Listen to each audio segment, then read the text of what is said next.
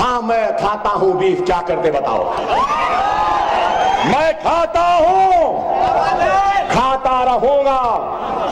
पहले भी कहा, फिर कह रहा हूं, मजे में कॉम्प्रोमाइज नहीं कर सकते। भारत के वर्तमान राजनीतिक परिदृश्य में AIMIM अर्थात ऑल इंडिया मजलिस इत्तेहादुल मुस्लिमीन सबसे ज्यादा विवादास्पद पार्टी बनकर उभरी है। इस पार्टी की इस्लामिक कट्टरपंथ व हिंदू घृणा वाली विचारधारा और मुसलमानों के बीच लगातार बढ़ रहे समर्थन के कारण लोग इसे मुस्लिम लीग का नया जन्म मान रहे हैं। तो जानते हैं उस समय की हैदराबाद रियासत में हिंदुओं की स्थिति और क्या है ये पार्टी और क्या है इसका इतिहास। हैदराबाद रियासत, जिस पर कट्टर मुसलमान निजाम का शासन था, उसमें 85% जनसंख्या हिंदू थी। निजाम द्वारा शासित हैदराबाद में 90% उच्च प्रशासनिक पदों पर और 95% पुलिस व सेना में मुसलमान भर्ती किए गए थे।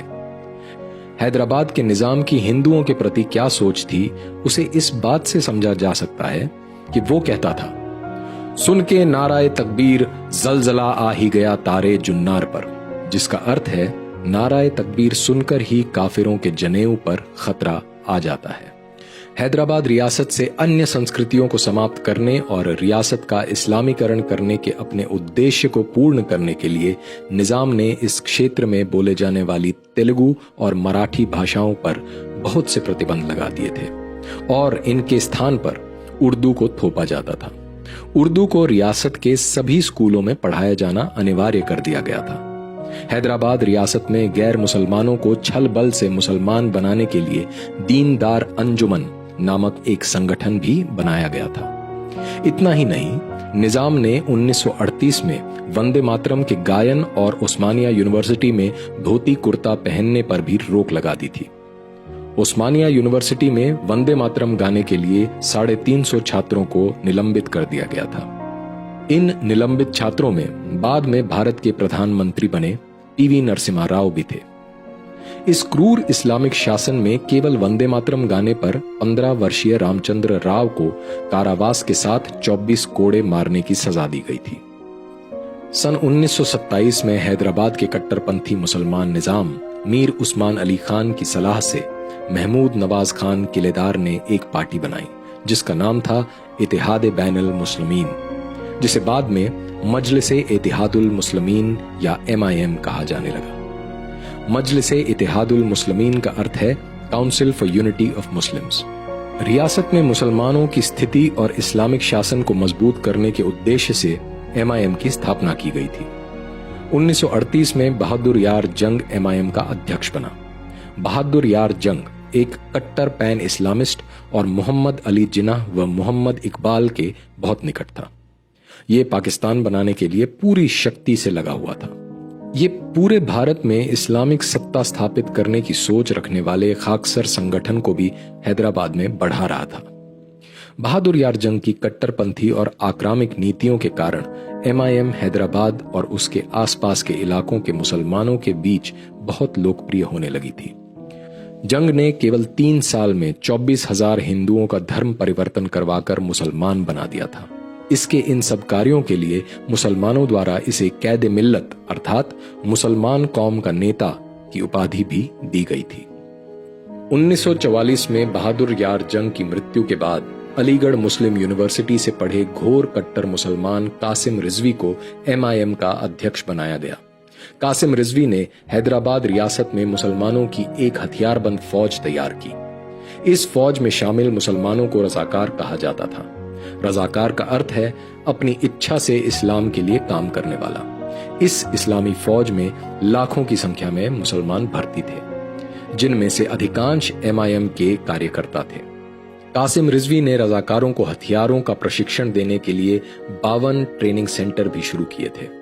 अपने कुख्यात वेपन्स वीक भाषण में कासिम रिजवी ने घोषणा करते हुए कहा था, हैदराबाद एक इस्लामिक राज्य है। इस अधिराज्य में यानी भारत अधिराज्य में 4 करोड़ 50 लाख मुसलमान हैं जो इस्लाम का झंडा बुलंद करने के लिए हमारी ओर देख रहे हैं। इस्लाम की सर्वोच्चता स्थापित करने के लिए हम मुसलमानों को एक हाथ में कुरान और दूसरे हाथ में तलवार लेकर दुश्मनों को काटते हुए आगे बढ़ना है।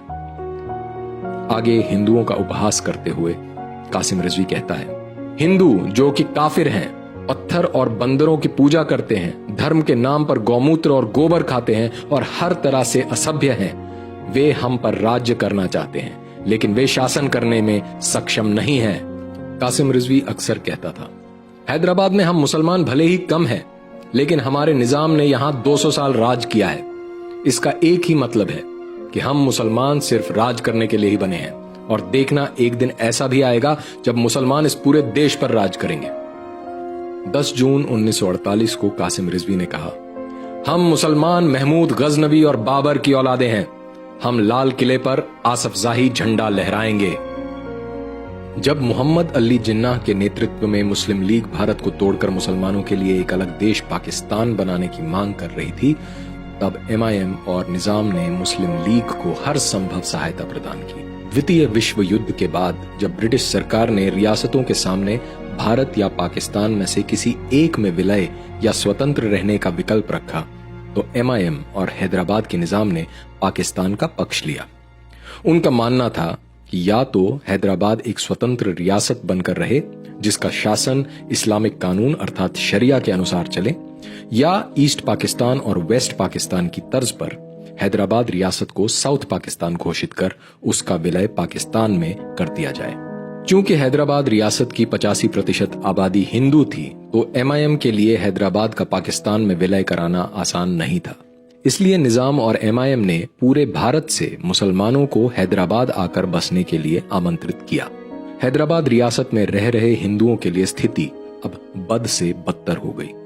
इन मुसलमान रजाकारों ने हैदराबाद रियासत में रहने वाले हिंदुओं पर भयंकर अत्याचार करना शुरू कर दिया। रिकॉर्डेड आंकड़ों के अनुसार रजाकारों ने 1431 गांवों पर हमला कर हजारों घरों को जला दिया, 921 लोगों की हत्याएं की, 1150 महिलाओं का बलात्कार किया और 10 करोड़ 30 लाख रुपए की संपत्ति की लूट की। लेकिन वास्तव में ये आंकड़े इससे कहीं अधिक होंगे, क्योंकि वाडलाकोंडा के पास हुई एक घटना में ही 9 गांवों को जलाकर राख में बदल दिया गया था।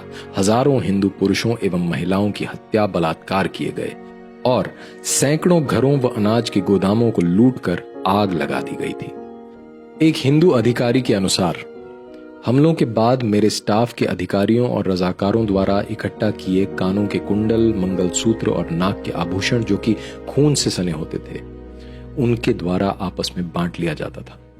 मुसलमानों की धार्मिक भावनाएं आहत न हो, ऐसे झूठे आधार बनाकर हैदराबाद रियासत में हिंदुओं पर अपने धर्म का प्रचार करने, मंदिरों की मरम्मत कराने, नए मंदिर बनाने और अपने धार्मिक कार्य करने तक पर अनेक तरह के प्रतिबंध लगा दिए गए थे। रजाकारों के क्रूर कार्यों में मुसलमान सरकारी अधिकारी, पुलिस और सेना सभी उनके साथ थे। रजाकारों का इस्लामिक आतंक हर जगह व्याप्त था, यहां तक कि कारागार भी सुरक्षित नहीं थे। मुसलमान कैदियों के साथ मिलकर अधिकारियों और रजाकारों ने निजामाबाद जेल पर हमला कर 123 हिंदू कैदियों की हत्या कर दी थी। सरकारी अधिकारियों को भी हथियार चलाने का प्रशिक्षण दिया जाता था, जिसका अभ्यास वे पुलिस और सेना के साथ निहत्थे हिंदुओं पर करते थे। हैदराबाद में हिंदुओं के साथ हो रही भयावहता का अंदाजा इस घटना से लगाया जा सकता है कि भैरवनीपल्ली में घरों को जलाने और हिंदू महिलाओं के साथ बलात्कार करने के बाद 92 हिंदू पुरुषों को एक लाइन में खड़ा कर बांध दिया गया था। इसके बाद एक 303 बुलेट से कौन ज्यादा हिंदुओं को एक साथ भेज सकता है, इसके लिए मुसलमानों द्वारा प्रतियोगिता का आयोजन किया गया था। हिंदुओं को मारने के लिए कभी कभी इससे भी क्रूर तरीके अपनाए जाते थे। उदाहरण के लिए कोडकंडला के पास श्राद्ध करके लौट रहे 5 ब्राह्मणों को इमली के पेड़ से बांधकर जिंदा जला दिया गया था। एक अनुमान के अनुसार सन 1947-48 में अकेले बीदर जिले में 176 गांवों पर हमला कर 120 लोगों की हत्या की गई। अनेकों हिंदुओं को जिंदा जला दिया गया, 4 करोड़ 20 लाख रुपए की लूट की गई और सैकड़ों हिंदू महिलाओं का बलात्कार किया गया। हिंदुओं के साथ हो रही रोंगटे खड़ी करने वाली क्रूर घटनाओं पर पर्दा डालने और सांप्रदायिक सौहार्द का झूठा दिखावा करने के लिए पीस कमेटियां भी बनाई जाती थीं। लेकिन इनकी हकीकत को इस बात से समझा जा सकता है कि ऐसी ही एक कमेटी के सदस्य बनाए गए शत गोपालाचार्य द्वारा हिंदुओं के साथ हो रहे व्यवहार की शिकायत करने पर गोपालाचार्य की गोली मारकर हत्या कर दी गई थी और दूसरे सदस्यों को भी ऐसे ही परिणाम भुगतने की धमकी दी जाती थी। हैदराबाद के मुसलमानों के आतंक को इसी बात से समझा जा सकता है कि एक मस्जिद के मुल्ला ने भारत सरकार के एजेंट जनरल के.एम. मुंशी के सर पर भी 5,000 रुपये का इनाम रख दिया था। हैदराबाद रियासत के सभी हिंदुओं को खत्म करने की धमकी देते हुए MIM के अध्यक्ष कासिम रिजवी ने कहा था, अगर भारत हैदराबाद रियासत पर आक्रमण करता है तो उन्हें 1,50,00,000 हिंदुओं की हड्डियां और राख के सिवाय कुछ नहीं मिलेगा। निजाम और MIM की लगातार बढ़ती भारत विरोधी गतिविधियों के कारण भारत द्वारा ऑपरेशन पोलो चलाकर 18 सितंबर 1948 को हैदराबाद रियासत का भारत में विलय कर लिया गया। MIM को प्रतिबंधित कर उसके अध्यक्ष कासिम रिजवी को गिरफ्तार कर जेल भेज दिया गया। वो अलग बात है, MIM और मुसलमान रजाकार अपने इस्लामिक एजेंडे को पूरा करने के लिए लगातार काम करते रहे। ऐसा माना जाता है कि किसानों के नाम पर वामपंथियों द्वारा किए गए हिंसक आंदोलन, तेलंगाना कृषक आंदोलन में इन्हीं मुसलमान रजाकारों ने हथियार सप्लाई किए थे। सन 1957 में कासिम रिजवी को इस शर्त पर रिहा कर दिया गया कि वो अपनी रिहाई के 48 घंटे के भीतर पाकिस्तान चला जाए। अपने पाकिस्तान जाने से एक दिन पहले कासिम रिजवी ने एक मीटिंग बुलाई थी जिसमें MIM की कमान अब्दुल वाहिद ओवैसी को सौंप दी गई थी। ये अब्दुल वाहिद ओवैसी वर्तमान में AIMIM के अध्यक्ष असदुद्दीन ओवैसी का दादा था। अब्दुल वाहिद ओवैसी ने MIM के खूनी इतिहास पर पर्दा डालने और इस पार्टी को अखिल भारतीय रूप देने के लिए इसका नाम MIM से बदलकर AIMIM अर्थात ऑल इंडिया मजलिसे इत्तेहादुल मुस्लिमीन कर दिया था। कमाल की बात यह है कि जहां AIMIM के वर्तमान नेता अपने इस इतिहास पर गर्व करते हैं और MIM के शुरुआती नेताओं के सम्मान में कार्यक्रम आयोजित करते रहते हैं, वहीं बड़ी चतुराई से इन्होंने अपनी वेबसाइट पर पार्टी के इतिहास में से कासिम रिजवी को छुपा दिया है। खैर, नाम बदलने से न तो पार्टी की विचारधारा बदली और न उद्देश्य। अब्दुल वाहिद ओवैसी को देश विरोधी और हिंदू विरोधी गतिविधियों के लिए 14 मार्च 1958 को हैदराबाद पुलिस ने गिरफ्तार किया था। ओवैसी पर भड़काऊ भाषण देने, दंगा फैलाने और गैर मुस्लिमों अर्थात हिंदुओं के खिलाफ नफरत फैलाने के लिए मुकदमा चला और उसे 11 महीने तक कैद में रहना पड़ा था। अब्दुल वाहिद ओवैसी के बाद 1975 में AIMIM का अध्यक्ष उसका बेटा सलाहुद्दीन ओवैसी बना, जिसे मुस्लिम कम्युनिटी का कमांडर भी कहा जाता था। सलाहुद्दीन ओवैसी के बाद 2008 में उसका बेटा असदुद्दीन ओवैसी मजलिस का अध्यक्ष बना। एक रियासत से प्रारंभ हुई MIM अब तक एक बड़े जनाधार वाली कुख्यात राजनीतिक पार्टी AIMIM बन चुकी है। अरे हिंदुस्तान हम 25 कौड़ है ना, तुम 100 कौड़ है ना, ठीक है,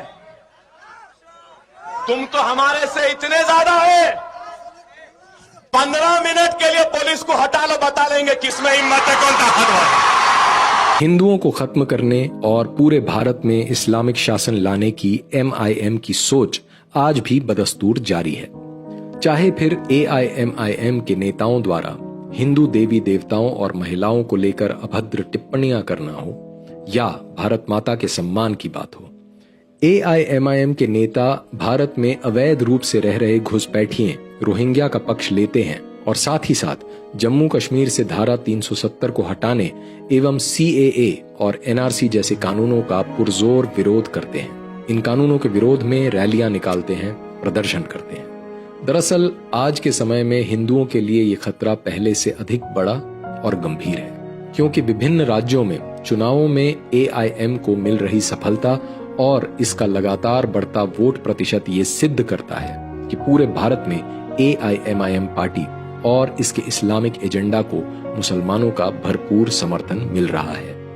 और इस बात की पूरी संभावना है कि मुस्लिम लीग की ही तरह आने वाले समय में AIMIM भी पूरे भारत में मुसलमानों के सबसे बड़े राजनीतिक दल के रूप में उभर कर सामने आए।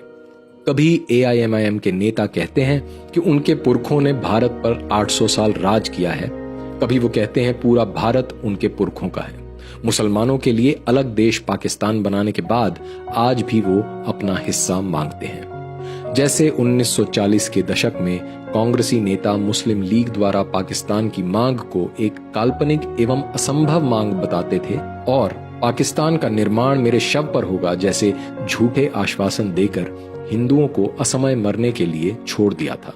पाकिस्तान भी बना और इस तरह के आश्वासन देने वाले नेता जीवित भी रहे और मृत्यु को प्राप्त हुए ऐसे नेताओं पर विश्वास करने वाले निर्दोष हिंदू।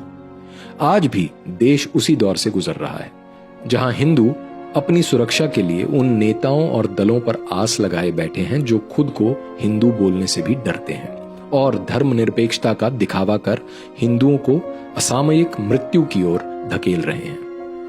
अगर हिंदू अपने परिवार और अपने धर्म की सुरक्षा चाहता है तो उसे इन झूठे राजनीतिक दलों और संगठनों पर निर्भर रहने की बजाय अपनी सुरक्षा का दायित्व अपने हाथों में लेकर शत्रु को उसकी भाषा में उत्तर देना चाहिए। वैसे भी शताब्दियों से चल रहे इस संघर्ष में हिंदू धर्म और समाज को अपूर्णनीय क्षति उठानी पड़ रही है। अतः अब हिंदू समाज को इस संघर्ष को परिणाम तक पहुंचाकर हो रही इस हानि को हमेशा के लिए रोक देना चाहिए।